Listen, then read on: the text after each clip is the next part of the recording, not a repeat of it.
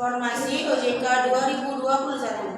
Di sini saya Laila Karoma Dan saya Anis. dan saya Laila Pujana Saya Sandi Aulia Iqbal Madani. akan mendiskusikan sedikit tentang informasi OJK 2021.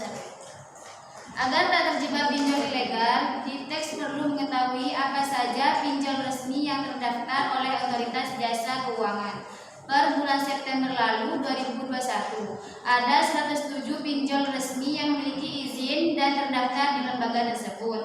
Kapolri minta pinjol tidak ditindak dengan preventif dan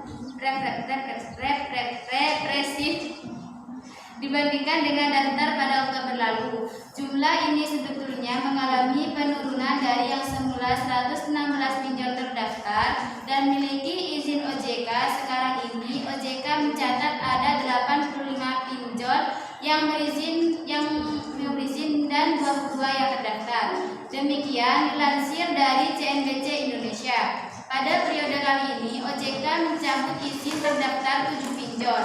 Pencabutan dikarenakan ketidakmampuan pinjol-pinjol tersebut meneruskan kegiatan perusahaannya. Pinjol yang dicabut izinnya adalah PT Berkah Fintech Syariah, PT Pundiku Mitra Sejahtera, PT Serba Digital Teknologi, PT Solusi Bijak Indonesia, PT Prima Fintech Indonesia, PT Oke Pitop Indonesia, dan PT BBX Digital Teknologi.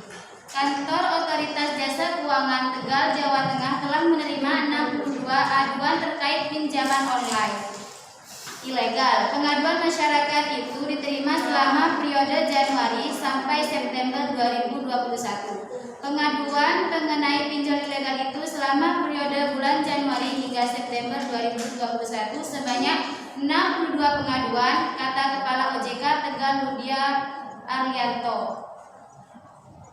Saya alihkan kepada Anis. Kantor Otoritas Jasa Keuangan OJK Tegal, Jawa Tengah telah menerima 62 aduan terkait pinjaman online. Pengaduan masyarakat itu diterima selama periode Januari sampai September 2021.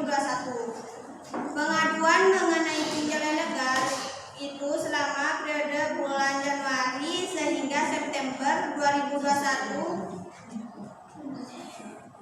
yang lalu.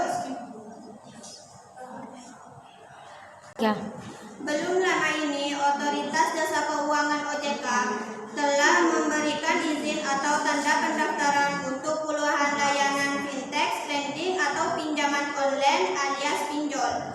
Dengan adanya izin dari OJK ini dapat dikatakan bahwa layanan fintech lending sudah termasuk dalam pinjol resmi.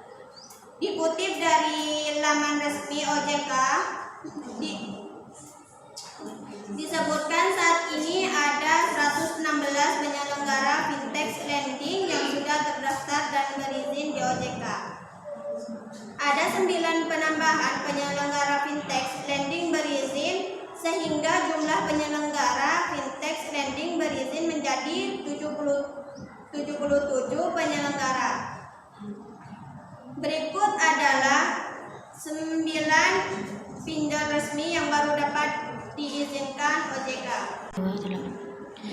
Yang pertama, PT Tanifun Madani Indonesia, dan yang kedua PT Ringan Teknologi Indonesia, dan yang ketiga PT Geraha Dana Bersama, yang keempat PT Geraha Dana Teknoruci Indonesia, yang kelima PT Inclusive Finance Group, yang keenam PT IKI Karunia Indonesia, yang ketujuh PT Bursa Akselerasi Indonesia, yang ke-8 PT Agro Resources Indonesia, dan yang 9 PT Adiwisista Finansial Teknologi. Yang perlu diperhatikan juga ada pembatalan tanda bukti terdaftar fintech lending untuk 5 pinjol berikut ini. 1. PT Satrio Jaya Persada, 2. PT Teknologi Indonesia Sentosa, yang ketiga PT PAM Finansial Finansial Teknologi, dan yang keempat PT Gogo Digital Teknologi, dan yang kelima PT Evian Teknologi Indonesia. Dan saya alihkan kepada Lailatul Jannah.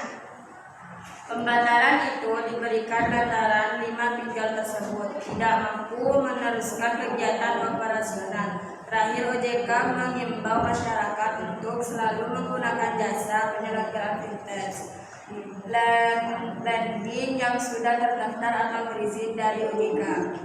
Perlu diingat bahwa OJK selalu mengimbau masyarakat untuk selalu menggunakan jasa penyelenggaraan fintech lending yang sudah terdaftar atau berizin dari OJK, sebab hanya saat ini marak terdapat pinjol gandungan alias bodong. Hubungi kontak OJK 157 melalui nomor telepon 157 atau layanan WhatsApp 081 157 157 157 untuk mengecek status izin penawaran produk jasa keuangan yang diterima. Dengan demikian kita bisa memastikan apakah itu pinjol resmi atau bukan. Perusahaan pinjaman online pinjol ilegal di Islaman hanya mendaftarkan satu aplikasi secara legal ke Otoritas Jasa Keuangan OJK. Pendaftaran tersebut dilakukan untuk kamuflase. Hal ini diungkapkan Direktur Reserse Kriminal Khusus Polda Jabar Kombes Arya Rahman. Satu aplikasi yang didaftarkan oleh perusahaan PT TII ke OJK tersebut bernama OneHop. PT ini mendaftarkan satu aplikasi pinjol terdaftar di OJK. Ini untuk mengelabui petugas hanya sebagai resepsi. Ucap Arya di Mapolda Jabar Jalan Soekarno-Hatta.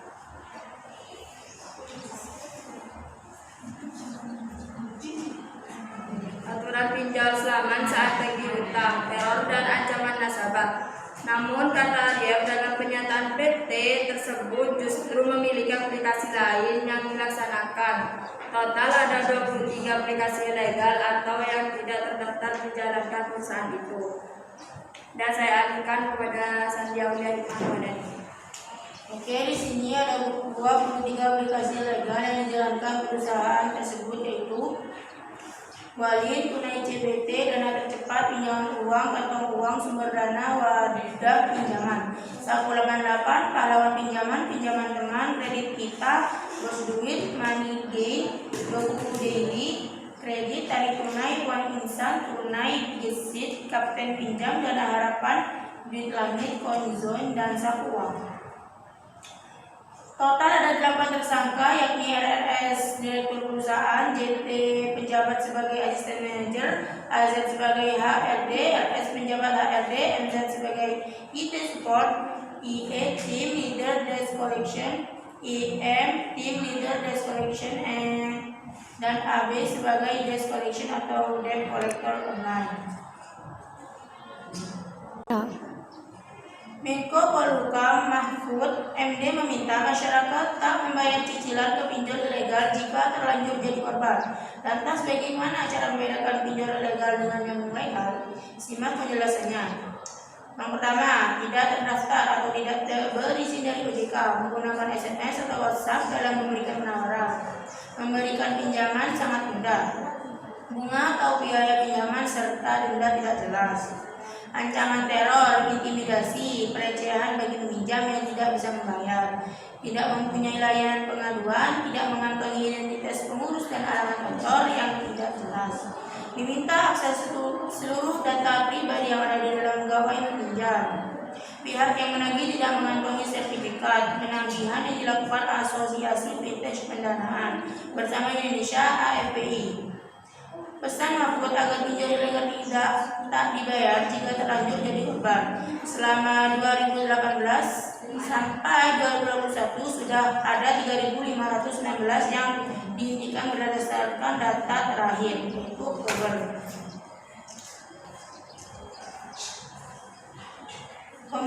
komunikasi pribadi, yaitu memberikan pinjaman akan diseleksi terlebih dahulu, bunga atau biaya pinjaman transparan, peminjaman yang tidak dapat membayar setelah batas waktu 90 hari akan masuk ke daftar hitam atau blacklist.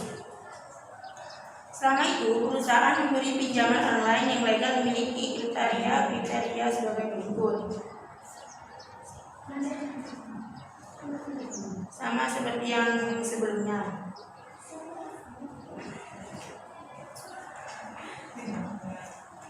Oke, cukup Sekian sekian. presentasi